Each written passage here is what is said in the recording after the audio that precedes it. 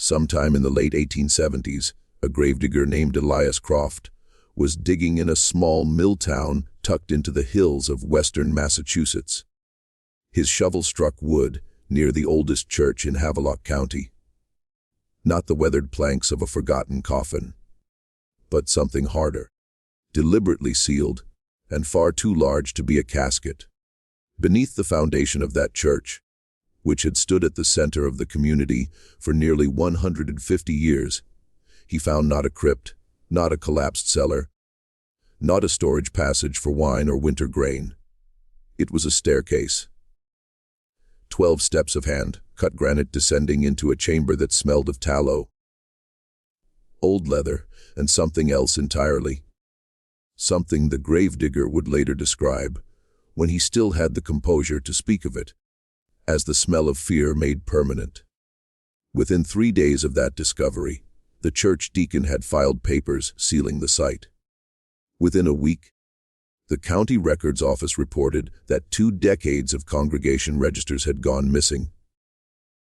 And within a month, Elias Croft had left Havelock County without collecting his final wages, without saying goodbye to his wife's sister, with whom he boarded, and without ever writing home. Before we continue with the story of Havelock and the hidden staircase beneath St. Aldric's church, subscribe to this channel so you never miss a story like this. And drop a comment below telling us what state or city you're listening from. We want to know how far this darkness travels. That discovery in 1878 did not come out of nowhere. The ground beneath St. Aldric's had been keeping its secret for a very long time. And the town of Havelock had perhaps been keeping it too. Havelock was the kind of town that appeared in county atlases with its name printed in letters, just slightly too confident for its size. It had never been large, perhaps 800 souls at its peak. Settled in the 1730s by a congregation of dissenters from a Boston area church. They had walked inland until they found a river bend they liked and decided God had placed it there for them specifically. They built a mill first, then a meeting house, then houses, then a proper church. The church came last, consecrated in 1741 and named for an obscure Anglo-Saxon martyr that no one in the congregation could actually trace to any canonical record. The founding pastor, a Reverend Obadiah Fenwick, deflected whenever it was raised with a vague reference to a devotional pamphlet he claimed to have read in his youth. By the time of the Civil War, Havelock had settled into the comfortable, middling stagnation of a town that had survived its founding hardships, and now simply persisted. The mill processed wool from local farms. There was a general store, a blacksmith, a small schoolhouse, a tavern that was technically a temperance establishment, but served cider strong enough to flatten a mule. These were the institutions of daily life. The church, St. Aldric's, occupied the highest point of the main road, set back from the street on a modest rise. Its white clapboard siding was repainted every decade by volunteers whose piety and their desire to be seen being pious were roughly indistinguishable. The congregation was Congregationalist in denomination and New England in temperament. Deeply uncomfortable with emotional display, intermittently suspicious of outsiders, and absolutely committed to the public performance of moral rectitude. Regardless of what occurred in private, the pastor in 1878, when Elias Croft's shovel struck granite, was a man named Reverend Silas Drummond, 53 years old, a widower, a temperance advocate, and the third consecutive member of his family to hold the position. His grandfather had been called to the pulpit here in 1799. His father had served until his death in 1851, and Silas had assumed the role without anyone formally offering it to him. He had simply begun delivering sermons, and the congregation had found it easier to accept than to object. He was not a warm man. He was not a cruel man either. At least not in any way that was visible. He was the sort of person who answered every question with a longer question, who remembered exactly what you had said to him years earlier and held it with perfect patience until the moment it became useful, and who smiled in a way that never quite reached his eyes but was technically a smile and therefore beyond criticism. Elias Croft, the gravedigger, was in most ways Drummond's opposite. He was 41 years old, broad-shouldered, and had come to Havelock from upstate New York after a dispute with a former employer whose precise nature he declined to specify, but which had apparently involved a disputed payment and a great deal of shouting in a public street. He had been in town for 4 years, was considered reliable if not sociable, and was one of the few residents of Havelock who had never once set foot inside St. Aldric's church. This last fact was noted occasionally by certain members of the congregation. Elias did not appear to notice them noticing. The grave he was digging that October afternoon in 1878 was for a woman named Prudence Holcomb, age 78, the widow of a former selectman, who had died peacefully and was to be interred in the north plot of the churchyard in the section reserved for long-time families.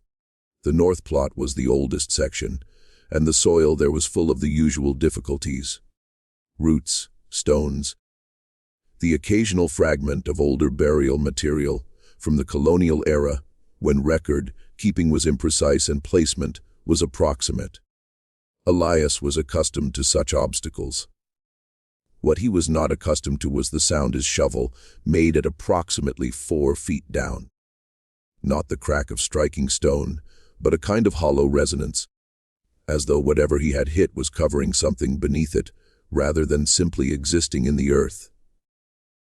He crouched, cleared the soil by hand, and found a fitted granite slab, approximately 4 feet wide and 3 feet across, sealed at its edges with what appeared to be lead. Carefully poured lead, the kind of work that required a craftsman, not a laborer. In one corner of the slab was a shallow depression worn smooth, that might once have accommodated a ring or handle, now long since removed. Elias stood up. He looked at the church. He looked at the slab. He went to find the deacon of St. Aldric's in 1878 was a man named Cornelius Vane, a dry goods merchant of 60 years who had held the position for the past 11 and took considerable satisfaction in the administrative aspects of church governance, while leaving the spiritual dimensions almost entirely to Reverend Drummond. Vane was the sort of man who kept meticulous ledgers and trusted them more than he trusted people. When Elias came to find him at the store, Vane listened to the description of the slab with the expression of a man who has been handed a document he does not wish to sign. He came to look. He bent over the exposed granite, ran his thumb along the lead seal, and straightened up with a controlled deliberateness that Elias would later describe as the movement of a man deciding something rather than discovering something. Vane told Elias to cover the area with a tarpaulin and say nothing until Reverend Drummond could be consulted. He did not say why. He did not seem surprised. Drummond came the following morning. He stood at the edge of the opened area for a long time without speaking. The day was cold and overcast, the kind of October morning that seems designed to suggest endings. The leaves mostly gone, the sky the color of old pewter, the churchyard smelling of damp earth, and the particular cold of a season turning its back. When Drummond finally spoke, he said only that the matter would require careful consideration, and that Mrs. Holcomb's interment would need to be relocated to the east plot. He did not touch the slab. He did not crouch to examine it as Vane had done. He simply looked at it. And Elias had the distinct impression, though he was not a man given to impressions, that Drummond had known it was there. What happened next over the following 24 hours is partially documented and partially inferred from testimony given later in another context under circumstances that themselves require explanation. What is established? Drummond sent a letter that day on church stationery, addressed to a recipient whose name was later redacted from the copy retained in the county clerk's office, the retention of which copy was itself apparently accidental. The letter requested an urgent meeting regarding a matter of congregational stewardship. Drummond also visited the county records office personally that afternoon, a visit logged in the office's visitor register, and spent approximately 2 hours in the archive room. The clerk on duty, a young man named Thomas Greer, noted afterward that Drummond had seemed agitated, which was unusual enough that Greer mentioned it to his mother at supper, and his mother mentioned it to a neighbor. And in this way, the observation entered the gossip stream of Havelock, without Drummond ever knowing it had been witnessed. On the third day, Vane filed the papers sealing the site. The official description cited structural instability beneath the north plot and ordered that no further excavation occur pending a professional assessment. No professional was ever identified in subsequent documentation. No assessment was ever filed. The north plot was quietly closed to new interments, and within 6 months had been bordered with a low decorative fence that made it look like a deliberate memorial garden rather than a prohibition. Elias Croft learned of the filing from a clerk at the town hall who assumed he already knew. He did not. He returned to the churchyard that evening alone after dark with a lantern and a pry bar. This was unambiguously trespassing, and he was aware of it.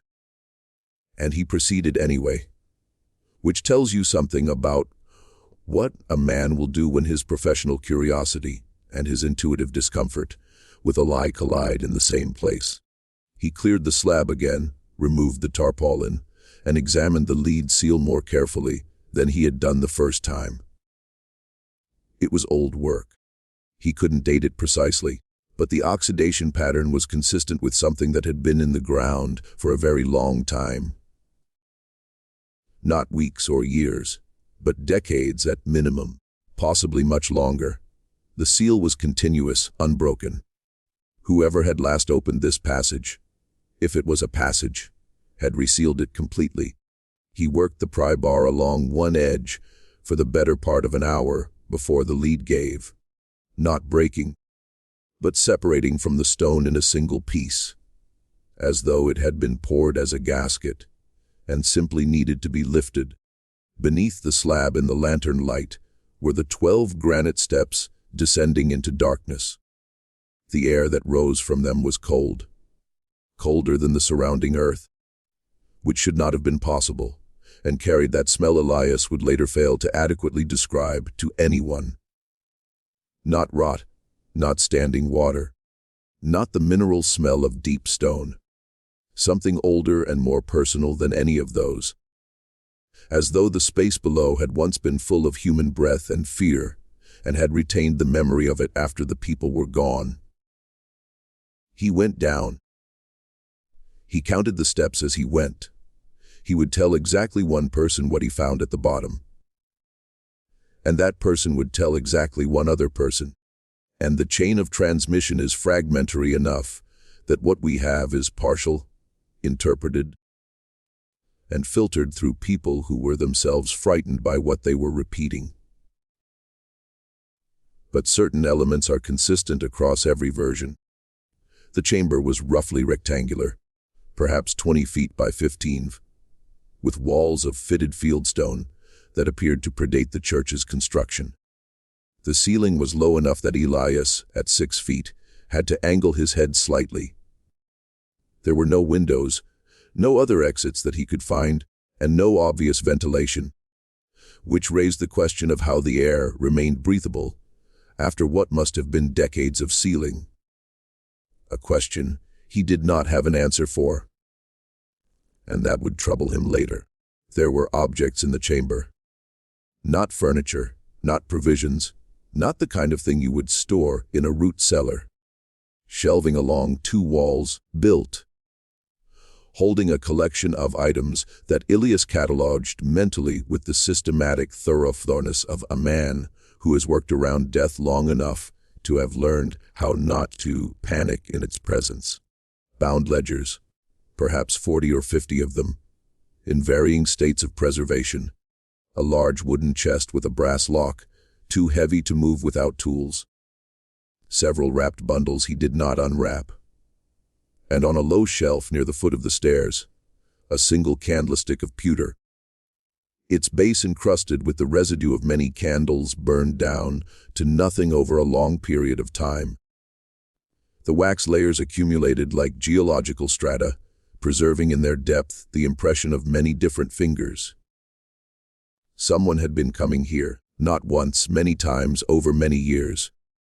And the most disturbing element, the one Elias reportedly returned to whenever he spoke of it, was not anything he found in the chamber itself. It was something he noticed on the underside of the granite slab as he prepared to climb back out. Carved into the stone, crudely, with something sharp, in letters no more than an inch high, were 2 words in what appeared to be Latin, Nemo Sciat.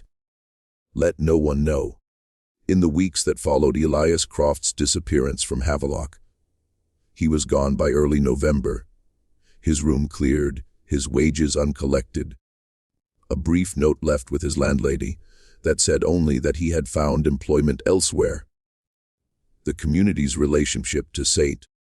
Aldric's church underwent a subtle but pervasive shift. Nothing was said openly. In Havelock, as in most New England towns of its era, the socially acceptable range of public discourse was narrow, and the consequences of exceeding it were real, if informal. You did not accuse a reverend. You did not challenge a deacon's administrative decision. You certainly did not repeat the word of a laborer who had vanished in ambiguous circumstances over a matter that the legitimate authorities had seen fit to close. But things were said in the dry goods store, in the tavern, or at the schoolhouse gate when mothers were waiting. The gossip had a quality that distinguished it from ordinary rumor.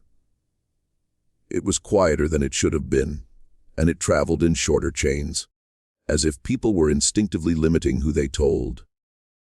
Thomas Greer, the records office clerk, mentioned to a cousin that Reverend Drummond had seemed less like a man surprised by a discovery than like a man managing a crisis he had anticipated. An older woman named Harriet Selcom, who had lived in Havelock her entire 72 years, and whose memory for local history was more reliable than the county archive, told her daughter that there had been whispers about St. Aldric's foundations before, decades earlier, when the church had been partially refloored in the 1840s, and that a workman involved in that project had reportedly refused to speak about what he had seen during the renovation and had thereafter attended services at a Methodist church in the next town until his death. The 1840s renovation was documented in the church records, or rather, it had been. By December of 1878, when a local historian named Edmund Lacey attempted to examine those records for a county history project he was compiling, he found that the congregation registers for the years 1856 through 1872 were missing from the church archive, and that the renovation records he sought had apparently been a different portion of the archive that was currently under reorganization and could not be accessed at present. Reverend Drummond offered this explanation with every appearance of helpfulness. Edmund Lacey wrote it down. The County History Project eventually produced a volume published in 1882 that covered Havelock's church in 4 pages of vague praise and said nothing about any of this. What Harriet Selcom's daughter, a woman named Margaret Yarrow, did over the winter of 1878 and into 1879 was more methodical than gossip. Margaret was 38 years old, unmarried, educated at a female seminary in Northampton, and employed as the schoolteacher at Havelock's one-room school. She had the analytical habits of a person who had spent years teaching children to reason from evidence rather than assumption. She applied those habits now with a patience and discretion that were necessary given the social environment she was operating in. She did not confront anyone. She did not file complaints. She began very quietly to write letters. She wrote to the Congregationalist Regional Conference inquiring about the history of Satan, Aldric's founding congregation, and whether records from the church's earliest years were retained centrally. She received a polite reply indicating that records prior to 1780 were inconsistent, and that what the conference held for Havelock was minimal. She wrote to the Massachusetts Historical Society asking about settlement patterns in the western hill country during the 1730s and whether the group that had founded Havelock had any documented history prior to their arrival. This reply was more interesting. The society held correspondence from the 1730s that referenced a group of dissenters from a Boston congregation. The congregation was named, who had departed the city following a dispute with their former church community, the nature of which was not clearly documented, but appeared to involve a question of property held in common and the terms of its disposition. The founding pastor, Obadiah Fenwick, was mentioned by name. His role in the dispute was not specified, but the tone of the surviving correspondence was distinctly unfriendly to him. Margaret wrote to the archives of the Boston congregation. She received no reply for 11 weeks. When the reply finally came, it was brief. A single paragraph from an archivist who explained that records from the period in question were fragmentary and that the information she sought was not available. But at the bottom of the letter, in handwriting slightly different from the main text, as if added as an afterthought by a different person, was a line that Margaret kept and reread many times to inquiries regarding this period of the congregation's history have been received before. We regret that our response must be the same. Someone else had been asking the same questions. Margaret did not know who. She began to wonder if they had found answers and what had happened to them afterward. In the spring of 1879, a stranger arrived in Havelock. This was not in itself remarkable. The town received travelers from time to time, salesmen, surveyors, the occasional tourist whose interest in New England scenery had carried them off the main routes. What was somewhat unusual about this particular arrival was that he was not passing through. He took a room at the tavern for what he described as an extended stay and settled in with the deliberateness of a man who had come for a specific purpose and was prepared to take the time required to accomplish it. His name was Augustine Farrow, and he described himself as a journalist, which in 1879 covered a wide range of activities, from genuine newspaper reporting to what we would now call private investigation. He was perhaps 50, with the careful eyes of a man who had learned to observe without appearing to observe. He carried a leather satchel that he did not set down in public, and a notebook that he filled with small clothes, written text in a hand that was almost impossible to read over his shoulder, as 2 or 3 curious Havelock residents discovered when they tried. He was pleasant, asked questions that seemed innocuous, and accepted evasive answers with a graciousness that did not mean he stopped asking.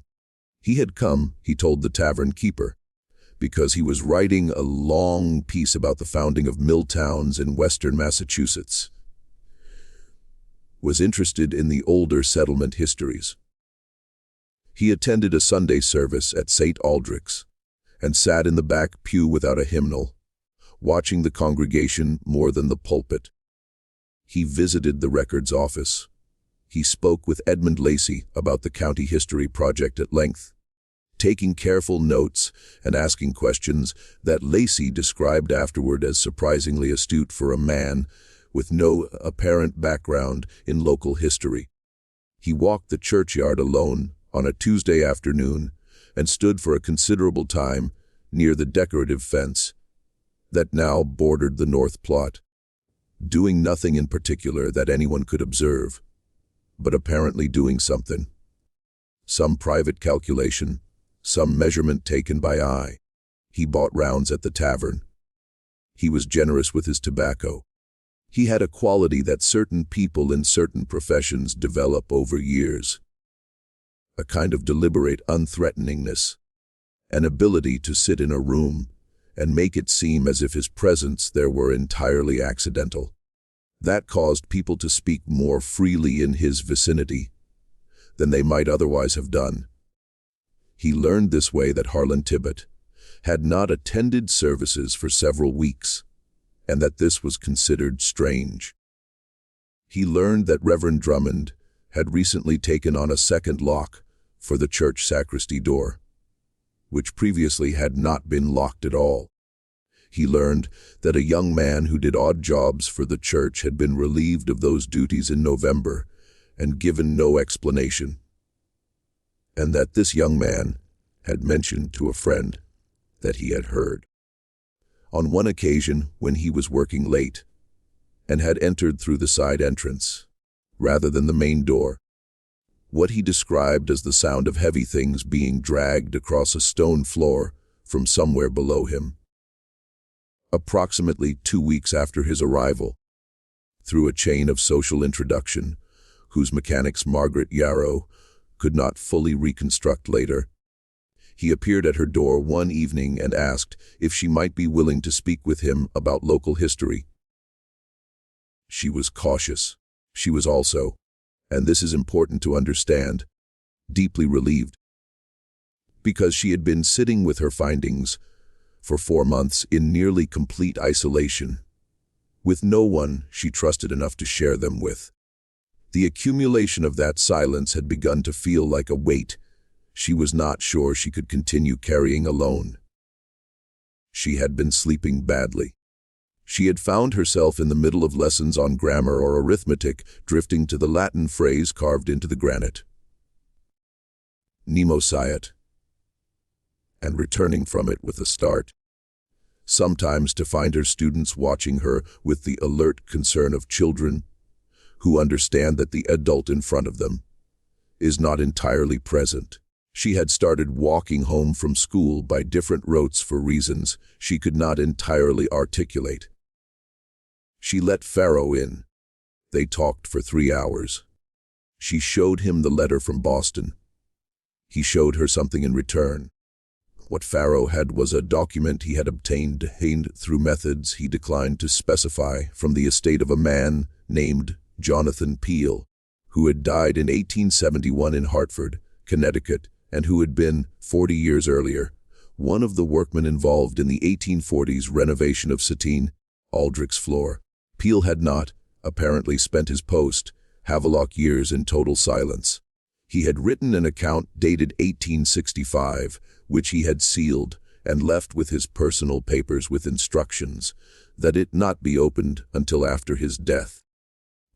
He was apparently confident that the passage of time would provide some protection to whatever he felt he was describing. It had taken another 6 years for the estate to be settled and the document to surface, and another 8 for it to reach someone who understood its significance.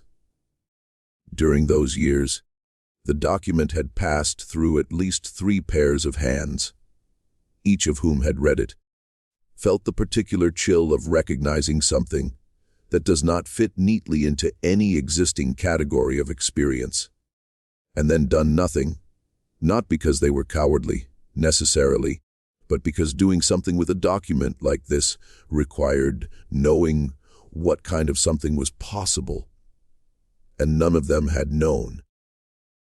The account was 9 pages long, written in an unsteady hand that suggested Peale had been either elderly or frightened, or both when he composed it. It described what he had found during the 1840s renovation in some detail. The church's interior floor had been lifted to allow for new foundation work in the eastern end of the nave. And during this process, a section of the original floorboards had revealed beneath them a second layer of material. Not a simple subfloor, but a deliberate wooden platform built over a void. The workmen had been instructed to board over this void without examining it. Most of them had complied. Jonathan Peel had not. He had lowered himself by rope into the space below, while the foreman was occupied elsewhere, and had seen enough to convince him, at the age of roughly 30, to leave Havelock and never speak of it for 2 decades. And then to keep speaking of it only in a document he planned never to see published.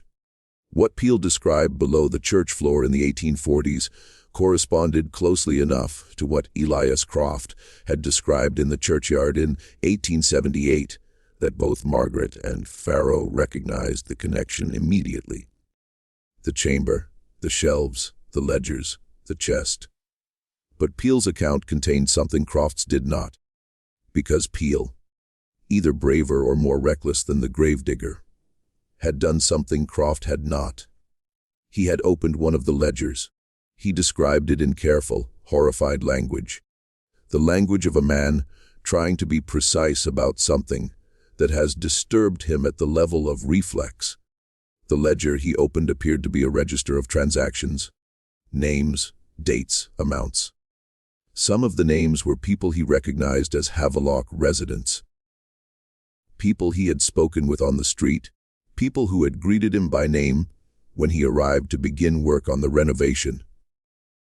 The ordinariness of the names was, in Peel's telling, the worst part. He had expected, if there were anything sinister in this place, for it to wear sinister clothing. He had not expected to see the names of men who nodded to him at the general store, men whose children attended the same Sunday school, where the doctrines of Christian charity were taught each week without apparent irony. Some of the amounts were large, larger than a laboring man's annual wage. The dates stretched back to the 1750s, within living memory of the church's founding, and the most recent entry he saw was dated 1838, 3 years before the renovation. The nature of the transactions, what was being exchanged for these sums, was not immediately clear from the ledger itself. The entries used abbreviated notations whose meaning Peel could only partially decipher. But one category of abbreviation appeared consistently enough, and in combination with certain other notations that Peel believed, and recorded his belief. What the ledger documented was not commerce in goods. It was commerce in people. He had held that ledger in his hands for perhaps 5 minutes before he heard the foreman returning. He put it back, climbed out of the space, and said nothing to anyone for 27 years. Margaret Yarrow set the document down. The fire in her small hearth had burned low without either of them noticing. Outside the schoolteacher's window, Havelock was dark and quiet, and the spring night cool enough to see breath, the church steeple visible against the sky 2 streets over. That familiar white spire that she had looked at her entire life and had always understood as a symbol of something stable and decent. She thought of all the sermons she had heard delivered from the pulpit beneath that spire. She thought of the doctrine of bearing witness. She asked Pharaoh what he intended to do with what he had. He said he intended to find out how far back it went, and who had known. Pharaoh's method over the following weeks was systematic, and given what he was looking into, remarkably brave or remarkably imprudent. Possibly both. He mapped the people connected to St. Aldric's governance over the entire span of its existence, working backward from Drummond and Vane through the historical record, identifying the deacons, trustees, and select committee members across 137 years of institutional life. It was slow, painstaking work, The kind of research that looks from the outside like a man reading old ledgers and newspapers in a back corner of a records office. Which is exactly what it was, but which involved a quality of attentions wherever a wimple engaged and wherever they that most people engaged in kind of reading liberally do not allow themselves.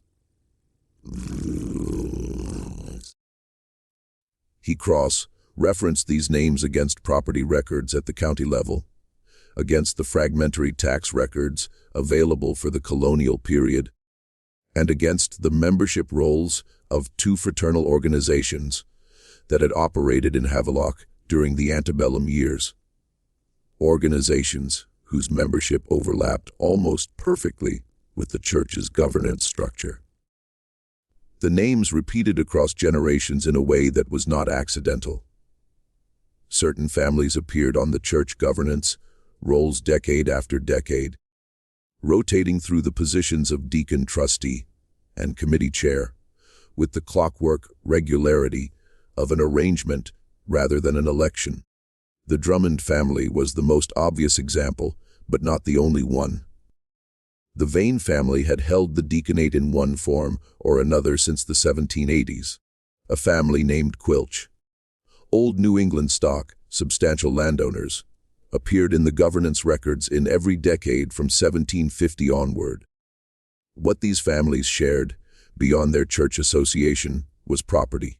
Significant land holdings that had been established rapidly in the 1740s and 1750s. More rapidly than could easily be explained by the modest agricultural returns of the western Massachusetts hill country in that period, at which been maintained across the generations with a consistency that preserves it rather than ordinary inheritance. The pattern that emerged was not a secret society in the dramatic sense. No elaborate rituals, no cryptic symbols beyond the Latin carved into the stone, no theatrical apparatus of the kind that popular imagination associates with hidden organizations. It was something more mundane and therefore more chilling. A closed network of men across multiple generations who had used the institutional cover of the church to conduct business of a nature they could not conduct openly, and who had maintained that cover through careful selection of successors, deliberate suppression of documentation, and the particular social gravity of a religious institution in a small New England town, where challenging the church meant challenging something very close to the community's self-definition. The chamber beneath the church, accessed, Pharaoh now believed, from 2 points: the sealed staircase in the churchyard and the void beneath the nave floor, had served as a repository for their records, and at certain periods as a meeting space. The lead sealed slab had been resealed at least twice, based on the stratification of the seal material, which suggested deliberate periodic access and reclosing. And the most recent resealing appeared to date from the early 1860s. The Civil War years, when the question of what had been recorded in those ledgers would have become, for the men who held that knowledge, a matter of existential urgency. Because the war had changed the calculus entirely. What had been, in 1750 or 1780 or even 1830, a matter of commercial record, documented, archived, accessible to those with keys, had become, by 1861, something that could not be safely acknowledged to exist. The political and legal landscape had shifted beneath the feet of the men who held this secret. And the ledgers in the chamber, which had once been an organizational necessity, had become a liability of potentially catastrophic proportions. Pharaoh believed that the resealing of the chamber in the early 1860s represented a decision made by the governance network to freeze the archive, to stop adding to it, stop using it as an active repository, and hope that the sealed stone, the overgrown ivy, and the institutional authority of the church above it would be sufficient protection until the world changed enough to make the contents irrelevant. What they had not adequately planned for was Elias Croft's shovel. Because what had been recorded in those ledgers, Pharaoh now believed with substantial confidence, was the movement and sale of enslaved people. Not in the South, but through New England, during a period when the region's relationship to the slave trade was considerably more complicated than its later self-presentation suggested. Western Massachusetts in the mid-18th century was not a slave state, but it was not an innocent one either. The trade routes that passed through it, the networks of transport and commerce connecting coastal ports to inland towns, had been used for purposes the history books, written in the 1880s by men like Edmund Lacey, were not inclined to examine carefully. Reverend Obadiah Fenwick and his founding congregation had not simply been dissenters who walked inland until they found a pleasing river bend. They had been, Pharaoh believed, people with something to hide who had chosen distance and institutional authority as their protection. The dispute with the Boston congregation from which they had departed, the dispute over property held in common and the terms of its disposition, may well have been a falling out over the term of an enterprise whose nature neither party wished to commit to paper in language that could be understood. He shared this theory with Margaret carefully, in stages, watching her face as he went. She did not disbelieve him. She had been reading the same history that he had, and she had arrived at similar conclusions by a slightly different route. The convergence of their reasoning felt to her less like confirmation than like the uncomfortable recognition of something she had been trying not to conclude. She thought about the founding families of Havelock, the names she had grown up hearing spoken with a kind of ancestral reverence, and the names on the stone monuments in the churchyard, the names of roads and landmarks. She thought about what it meant for a community's sense of itself if the foundation beneath its oldest institution was not what it had always believed. The implications were not abstract. They were architectural. They touched everything built on top of them. The implications for Reverend Drummond were clear. He was not the originator of the secret. He had inherited it, as his father had before him, as his grandfather had before that. 3 generations of Drummonds in the pulpit of St. Aldric's, each one receiving from his predecessor the knowledge of what lay beneath the building where they preached. Whether Drummond had himself used the chamber, had added to the ledgers, or had continued any active form of the practice, this Pharaoh could not yet establish. But the destruction of the congregation registers for the years 1856 through 1872 had been deliberate, and it had been deliberate in a way that suggested someone had known those years' records were dangerous. In late May, Pharaoh's room at the tavern was entered while he was absent. He knew it had been entered because he kept his materials in a particular arrangement that he checked every time he returned. The arrangement had been disturbed, not carelessly, not in the fashion of an ordinary burglar, but with the precision of someone who had been looking for specific things and had taken pains not to leave obvious evidence of their search, which itself told Pharaoh something important about who had arranged it. Nothing appeared to have been taken. His notebook, his most important documents, he carried with him. But he understood the message with complete clarity. He told Margaret that evening that they should both proceed carefully, and that she, in particular, should be cautious about any conversations in the schoolhouse. She asked him if he was frightened. He said he had been doing this kind of work for 20 years, and that being searched was usually a sign you were close to something. He did not say whether that was supposed to be comforting. 3 days later, a member of the church's board of trustees, a man named Harlan Tibbott, who had farmed 40 acres east of town for 30 years and attended every board meeting without fail for 15, came to the tavern and asked to speak with Pharaoh privately.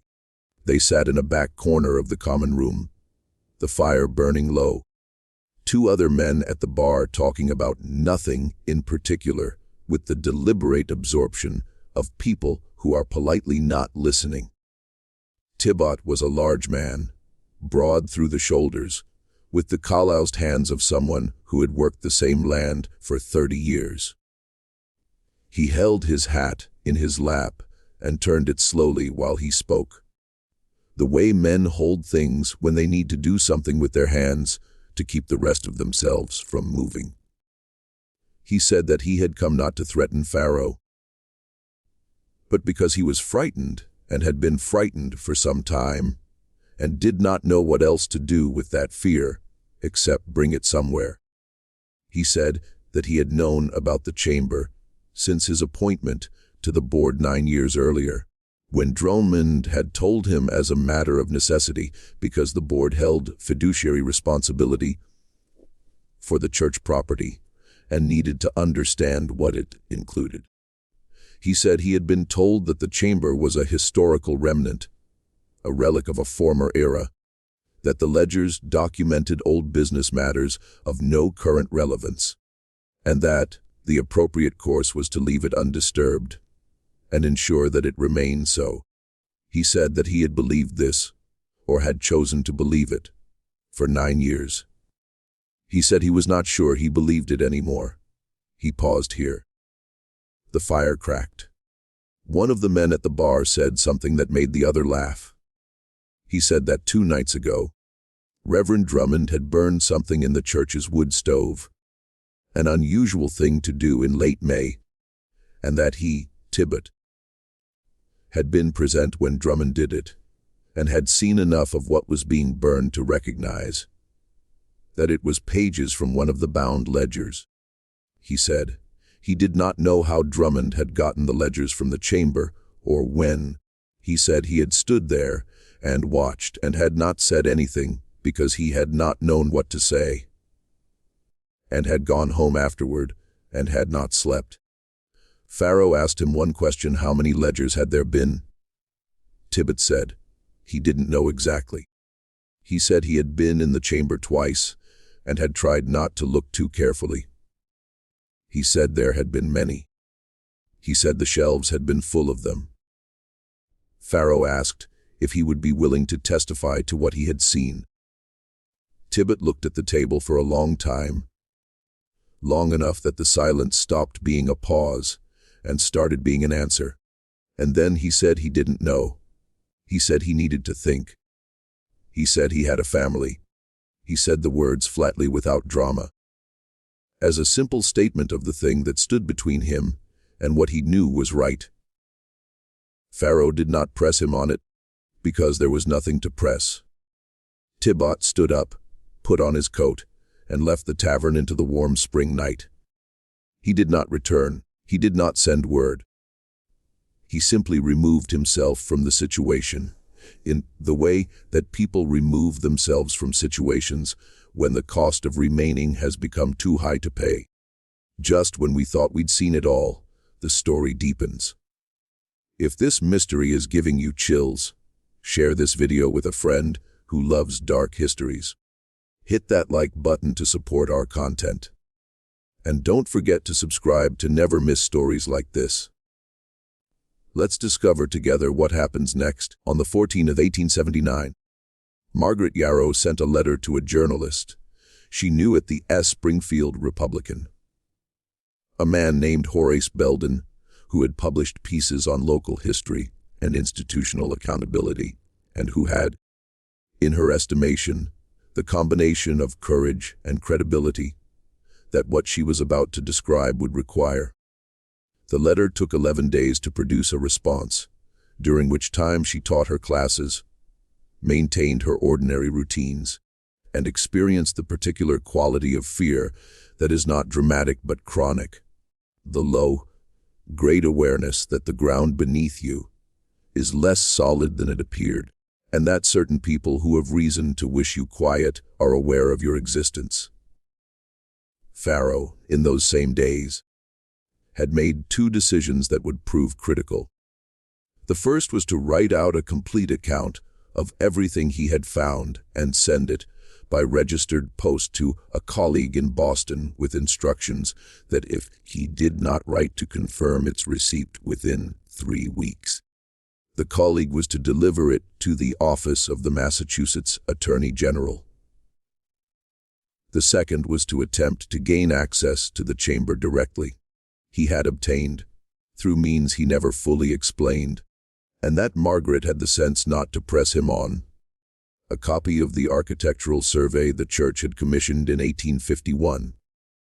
A survey that contained, in its depiction of the foundation structure, something no subsequent official document had mentioned, a notation at the base of the north exterior wall referencing a pre-existing stone passage of uncertain origin that had been incorporated into the foundation design, and whose interior terminus was recorded as a rectangular chamber of approximately 300 square feet. The notation had not been hidden. It was there in the survey, drafted by an outside surveyor who apparently did not know the significance of what he was recording and filed with the county alongside the renovation permits. Someone had simply hoped, correctly, that no one who what they were looking at would ever think to look there. Pharaoh went to the church on the evening of June 21st, after dark. He had a lantern and the architectural survey, and the address of the north exterior entry point, which the survey suggested was concealed behind the buttress of the north transept. A section of wall that had always been thickly grown with ivy and was not visible from the road. The night was warm and still, the kind of June night that makes the countryside feel inhabited by something other than the people who nominally live in it. Insects in the grass, the distant complaint of a screech owl somewhere in the tree line, the smell of the river. The church stood dark against a sky with enough moon to navigate by and enough cloud to make the shadows unreliable. Pharaoh had done things like this before, or things adjacent to it, and he knew the particular discipline it required to move slowly, to breathe steadily, to understand that the sounds your imagination generates in the dark are louder than the sounds actually present, and to keep them distinct. He found the entry point after approximately 30 minutes of searching the ivy. Covered buttress by hand, his lantern shuddered down to its minimum, feeling along the stone for a change in texture. The door, when he located it, was smaller than he had expected, perhaps 5 feet high, requiring a pronounced stoop to enter, and made of planks that had been treated with something that had preserved them from rot despite their age. Its hinges had been recently oiled, which was the detail that told him most clearly that this entrance was still being used. Recently, someone with a key and a reason. Inside, the passage ran approximately 40 feet before opening into the chamber. On the floor of the passage was packed earth, the ceiling stone, and the air in it was cooler than the night outside in a way that deepened as he moved forward. The thermal signature of a space far underground that had been sealed from the season's changes for a very long time. He could smell the chamber before he reached it. That combination of old paper, tallow, and compressed air that Elias Croft had tried and failed to adequately describe, and that Pharaoh found he also could not quite name in any satisfying way. It was not unpleasant precisely. It was the smell of deliberate preservation, of things kept from the light with intention. The chamber was not as Elias Croft or Jonathan Peele had described it. That is to say, the room was the same. The dimensions were the same. The stone walls, the low ceiling, the fitted fieldstone construction that predated the church above it. But the shelves were different. In the months since Croft's discovery and the subsequent sealing of the site, Someone had been coming here. Many of the ledgers were gone. Others remained, the ones that appeared on quick examination to be the oldest and most deteriorated. Perhaps the ones deemed least intelligible or least dangerous. Or perhaps simply the ones that the person systematically removing the archive had not yet gotten to, or had decided were not worth the risk of carrying out. The wooden chest was still present, its lock intact. Pharaoh noted that the brass lock appeared newer than the chest itself. Recently replaced or fitted to a chest that had originally held something less secured, and on the floor in the center of the chamber were the ashes of burned paper.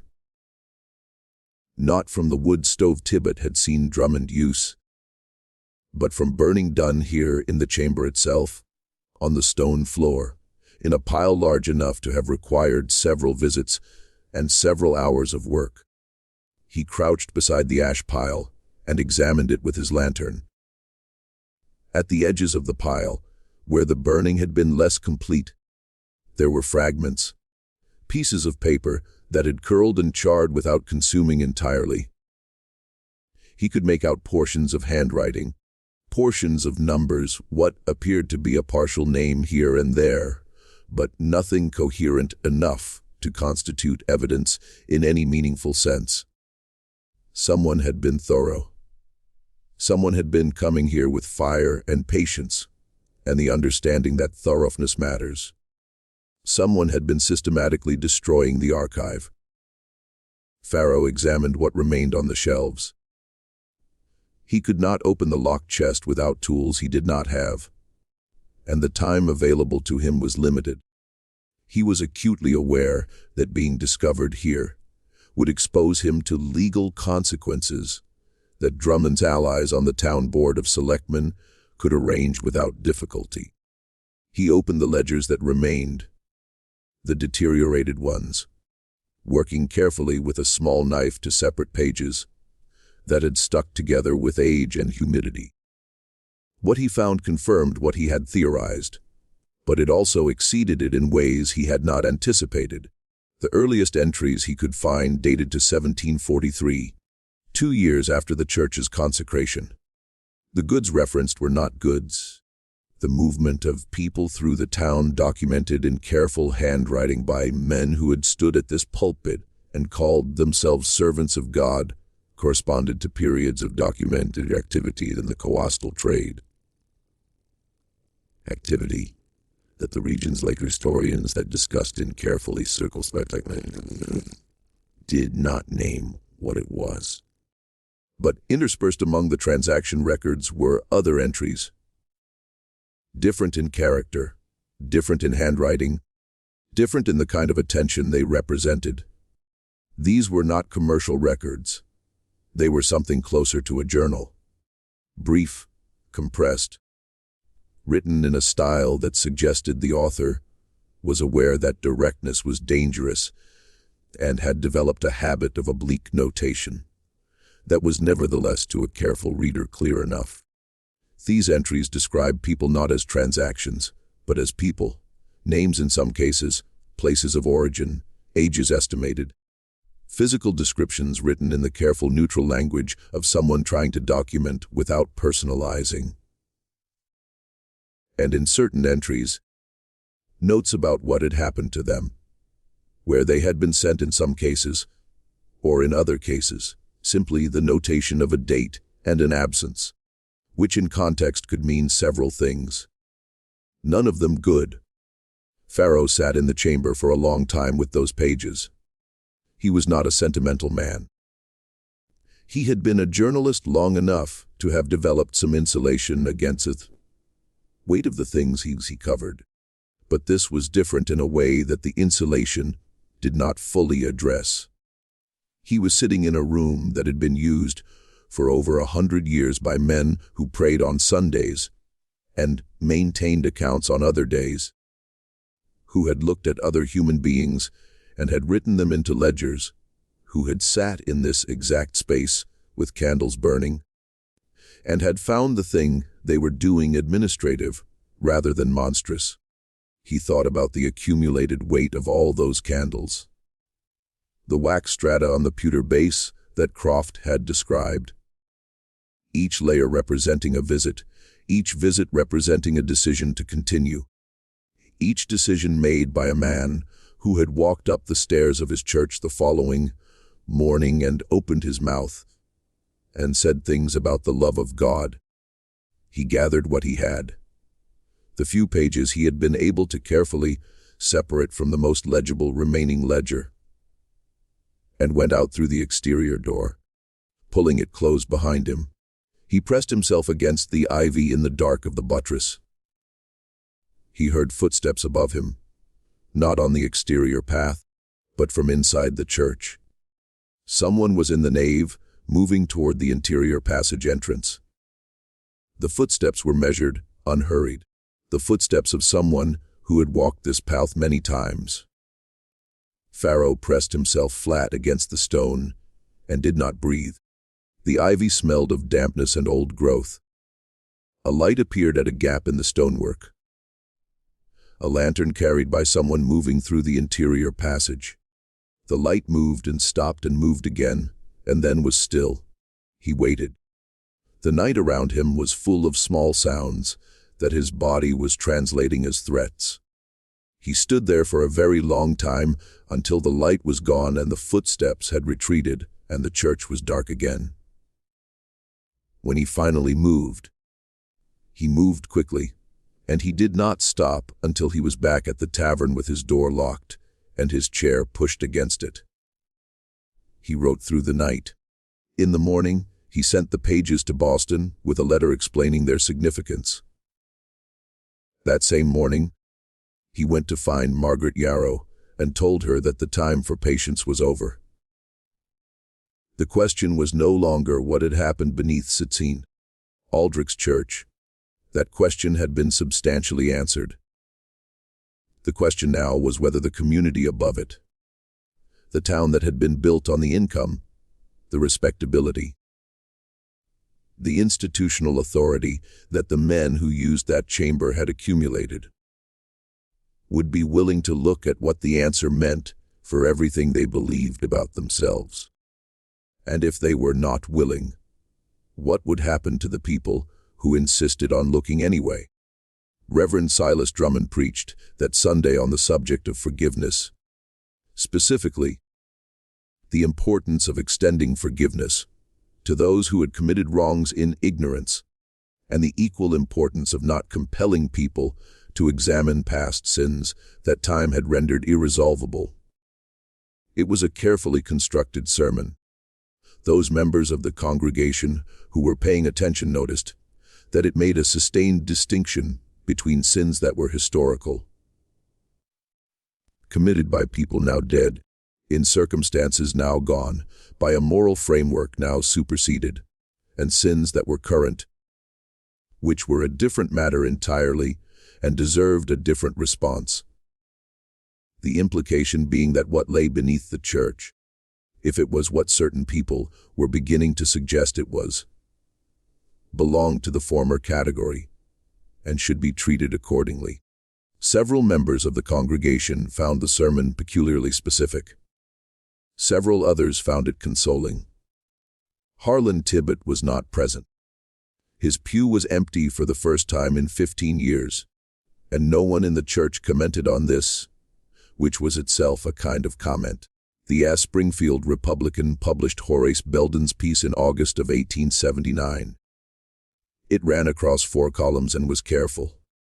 Belden was a careful writer, and also a practical one who understood what a New England newspaper could and could not say about a still functioning institution with lawyers and community standing.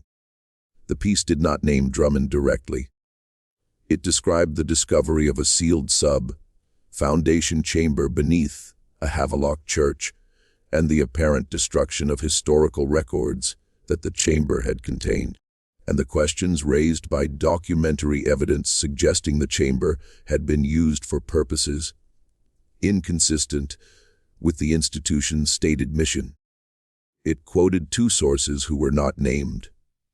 It noted that attempts to speak with church officials had been declined. The piece was reprinted in 2 other Massachusetts papers and 1 in Connecticut.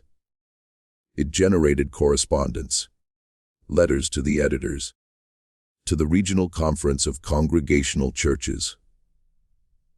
Some of the letters were outraged on behalf of the church. Some were outraged on behalf of the community. The regional conference sent a representative to Havelock in September, a young pastor from Worcester who met with Drummond privately for 2 hours and afterward released a statement saying that the matter was under review and that the congregation should be assured of the conference's commitment to transparency and accountability, which, in the language of institutional self-protection, meant very nearly the opposite. Reverend Silas Drummond resigned his position in October 1879, citing poor health. He was 64 years old and had never previously given any indication of health problems. He moved to a house in western Connecticut, where he lived quietly for another 11 years before dying in 1890. No charges were ever filed against him. The county records of his tenure show a gap in the middle that was officially attributed to a filing error during an office reorganization. Cornelius Vane retired from the deaconate in the same month, also citing health. He remained in Havelock and continued to operate his dry goods store for several more years. He never spoke publicly about any of it, which had always been one of his most consistent qualities. The wooden chest in the chamber was eventually removed by order of the regional conference representative. Its contents were never publicly disclosed. A church record from 1882, part of an attempt to reconstruct what had been destroyed, contains a single line noting that certain historical materials had been received from an auxiliary storage space and transferred to the conference archive for safekeeping. The conference archive, when queried in subsequent years by historians, consistently reported that materials from this period were incomplete or unavailable. Harlan Tibbet left Havelock in 1880, sold his farm to a family from Vermont, and relocated to the Ohio Territory. He gave one interview to a local Ohio paper in 1887 in which he described his origins only as a small Massachusetts town and declined to be more specific. He said he left because the place had changed. And then he said that wasn't quite right, that the place had not changed, that he had, and that the difference between those 2 things was the entire matter. Margaret Yarrow continued to teach at the Havelock School for 4 more years before accepting a position at a girls' academy in Northampton, where she taught for the rest of her working life. She kept the letter from the Boston archivist, the one with the handwritten addition at the bottom, in a wooden box with other documents she considered significant. After her death in 1921, her papers were donated to the Northampton Public Library, where they sat in an uncatalogued collection for many years. A graduate student working on a thesis about antebellum commerce in western Massachusetts found them in 1967. The thesis chapter drawing on Margaret's documents was removed from the final version at the recommendation of the student's faculty advisor, who felt the claims required more substantiation than the available primary sources could provide. The documents themselves remain in the collection, available to anyone who asks for the Yarrow papers, though very few people do. Augustine Farrow published the most detailed account of his Havelock investigation, including the pages he had removed from the chamber, in a small Boston periodical in 1881.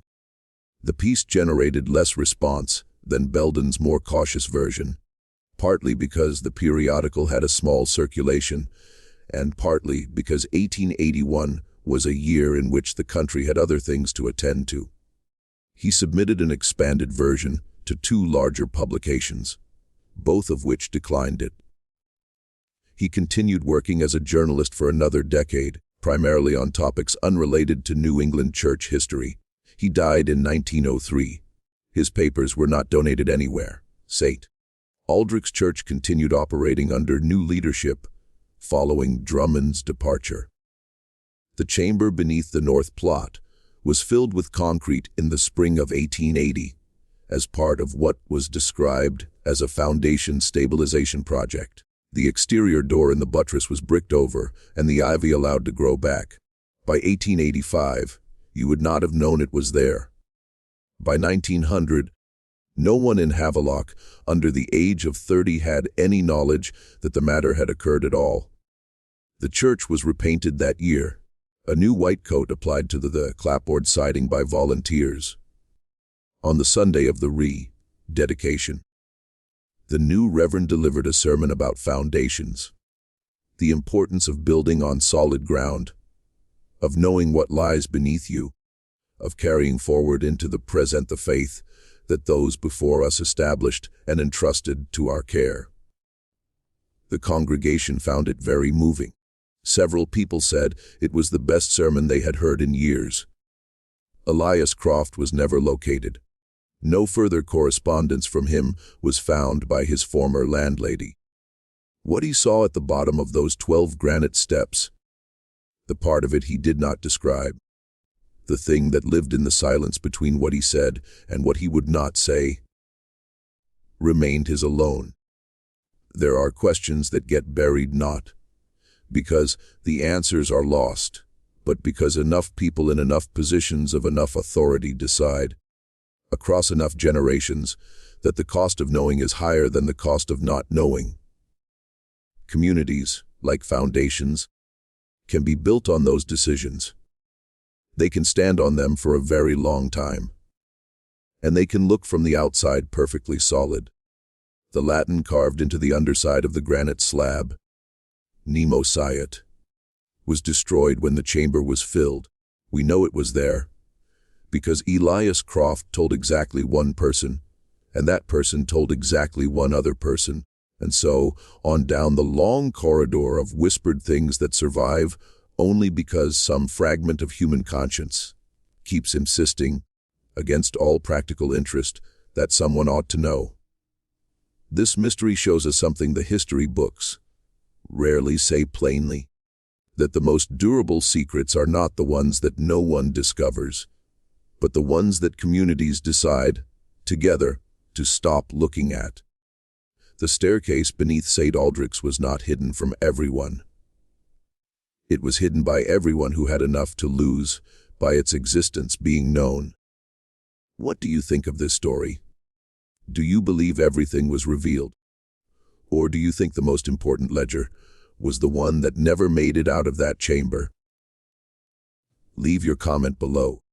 And if you want more stories like this, stories that make you question what's buried under the places we call sacred, subscribe to this channel. Hit the notification bell and share this with someone who loves the dark corners of history.